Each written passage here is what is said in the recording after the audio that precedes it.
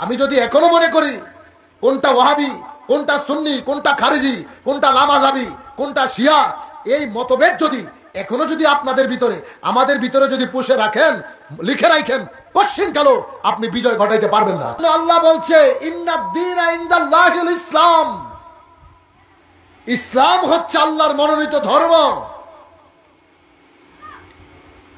এখন এই ধর্মের ভিতরে আমরা যাহারা আছি, আমাদের ভিতরে যদি ফাটল থাকে, আমাদের ভিতরে যদি ঐক্য না থাকে, আমি যদি এখনো মনে করি কোনটা ওয়াহাবি, কোনটা সুন্নি, কোনটা খারিজি, কোনটা লামাযাবি, কোনটা শিয়া, এই মতভেদ যদি এখনো যদি আপনাদের ভিতরে আমাদের ভিতরে যদি পুষে রাখেন, লিখে রাখেন, কোশ্চিন কালো আপনি বিজয় ঘটাইতে পারবেন না।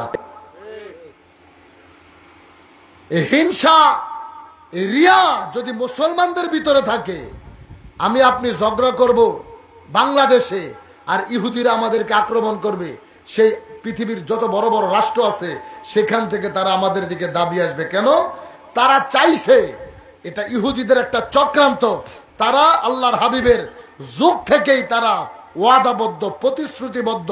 তারা চেয়েছে কিভাবে মুসলমানদেরকে ধ্বংস করা যায়, আর মুসলমানদেরকে ধ্বংস করার কোন রাস্তা তারা খুঁজে পায় নাই। তার কারণ নবীজির দিকে যখন তারা তীর নিক্ষেপ করত, সাহাবাই কেরাম আল্লাহর হাবিবের সামনে দাঁড়িয়ে বুকের ভিতরে তীরের আঘাতগুলো নিজেরাই নিত। সুবহানাল্লাহ।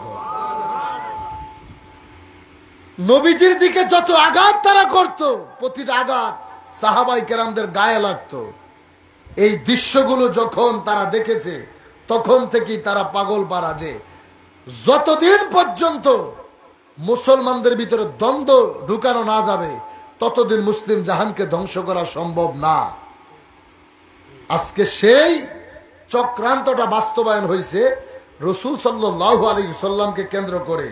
আজকে ওয়াহাবি, খারেজি, রাফিজি, শিয়া, কাদিয়ানি, লামাযাবি, মুতাজিলা, সুন্নি, মুসলমানদের ভিতরে প্রায় 40টার উপরে ভাগ। এই যে আমি যে 9টার নাম বলছি, এখানে একটাও ইহুদি না, একটাও হিন্দু না, খ্রিস্টান না, আপনার বৌদ্ধ নয়, এরা সবাই কিন্তু ধর্মে মুসলমান।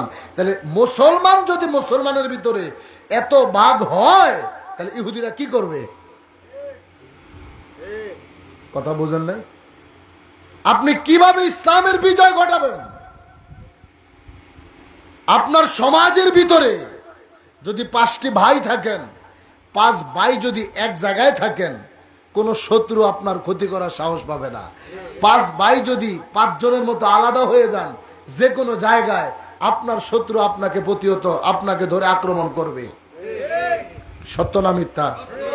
আর যদি 5 জন এক থাকে, কোন অপশক্তি আইসা আপনাকে ক্ষতি করতে পারবে? জোরে বলেন, পারবে?